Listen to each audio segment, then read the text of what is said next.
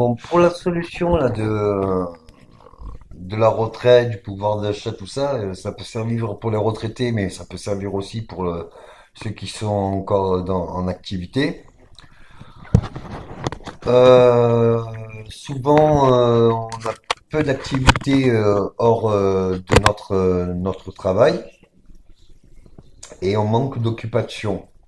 Et on se retrouve souvent, des fois, à rentrer seul chez soi ou seul dans sa famille avec les problèmes qu'on a à la famille, les problèmes qu'on a au boulot et les problèmes qu'on n'a jamais réussir à éliminer ou à résoudre. Jusqu'à arriver à un âge où carrément on a des fois plus du tout notre famille, les enfants sont partis, nos compagnes sont des fois décédées et des fois nous sommes même un peu isolés. Et même une maison de retraite ben, prend tout l'héritage ou un trois quarts ça coûte presque 1 500 € par mois. Donc la solution la plus proche pour toutes les personnes de 60-65 ans qui sont encore en toute validité, hein, faut comprendre qu'au jour d'aujourd'hui, à 60-65 ans, on a encore toute sa tête et plus ou moins ses capacités physiques.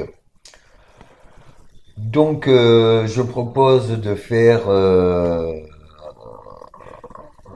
une mise en relation de personnes retraitées ou intéressées pour se regrouper, parce que 1500 francs, c'est un retraité par mois.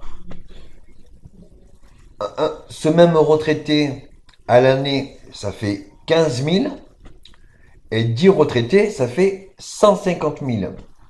À 150 000, vous avez un bateau de croisière et vous pouvez vous payer l'essence et faire le tour du monde avec même un équipage qui vous sert avec un docteur dans le bateau.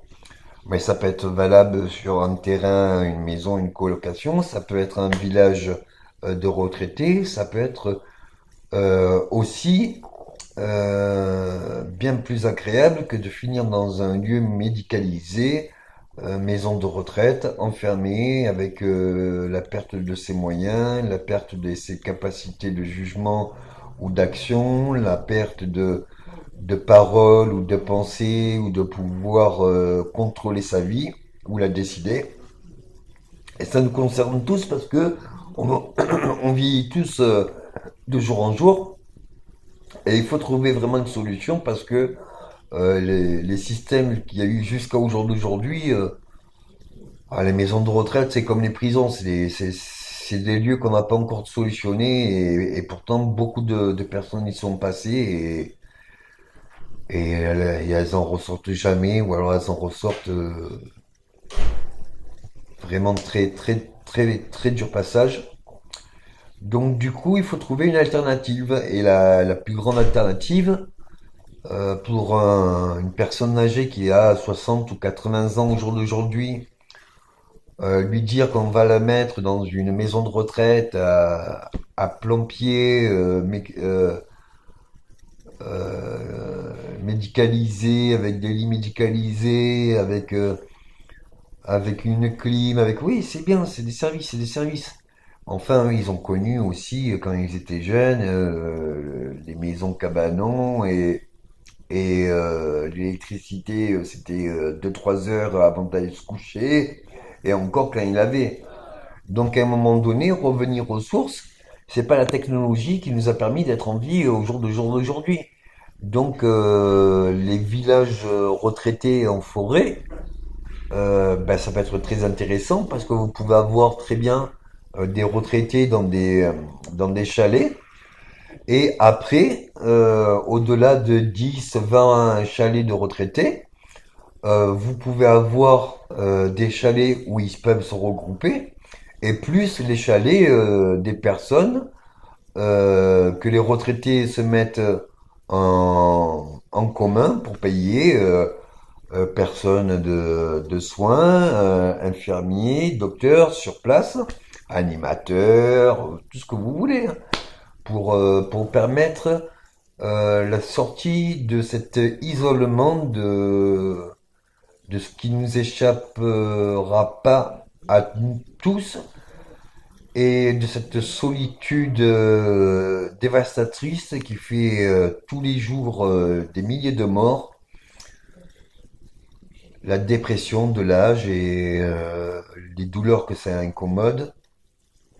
Donc à un moment donné, il est bien plus préférable de partir de cette vie-là en étant chez soi ou autour de personnes qui sont comme nous, mais dans un cadre que il est plus approprié que qu'une chambre avec des personnes qui sont tellement habituées à voir ce genre de situation qui n'ont même plus d'affectif. Et d'autre part, ils n'ont pas le droit. Le personnel des maisons de retraite, c'est comme le personnel des maisons retraitées, ils n'ont pas le droit d'avoir des rapports affectifs avec leurs patients pour ne pas leur causer de préjudice ou de dommages en cas de décès, de choc émotionnel.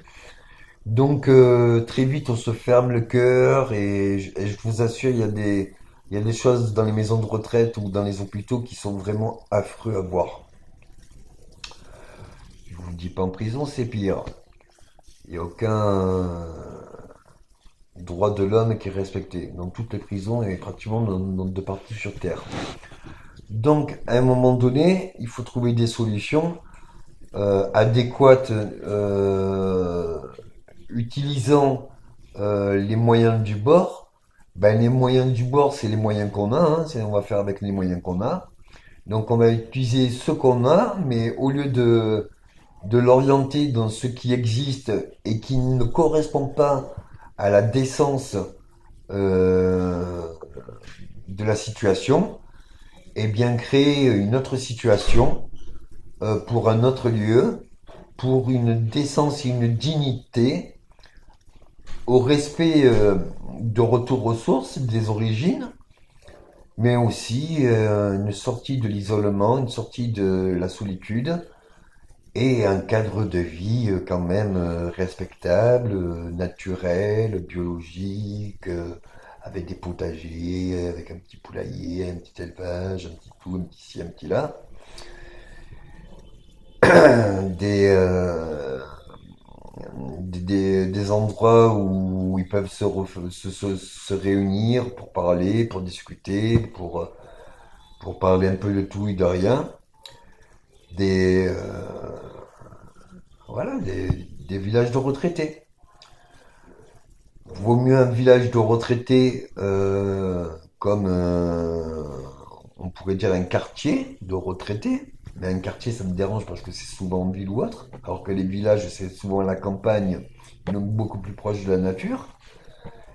Et à la fin de sa vie, est-ce qu'on aime encore ce tas de cimetières de pierre autour de nous, ou est-ce qu'on a envie de retrouver un peu les arbres, l'herbe et de l'air?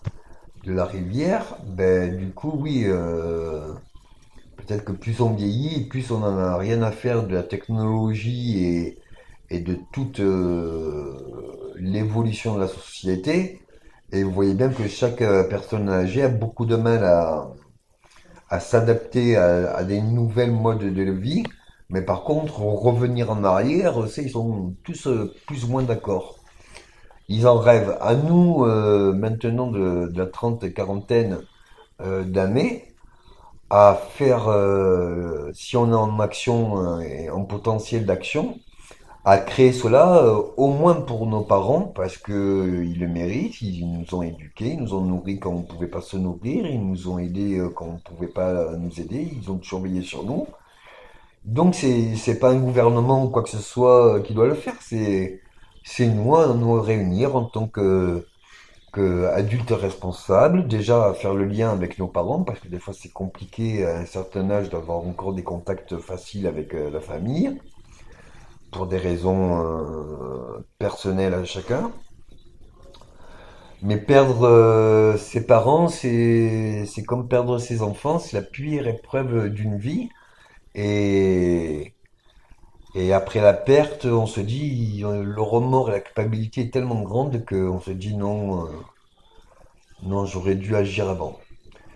Donc voilà, sauver nos parents, c'est aussi préserver nos enfants, surtout quand on a de lourdes responsabilités dans notre travail et qu'on a peu de temps, ben parce que on habite avec les parents qui sont avec d'autres parents, donc d'autres retraités, et les enfants sont avec les autres enfants qui sont gardés par nos parents. Et donc tous ces retraités et tous ces enfants avec les retraités, ben, ça vous fait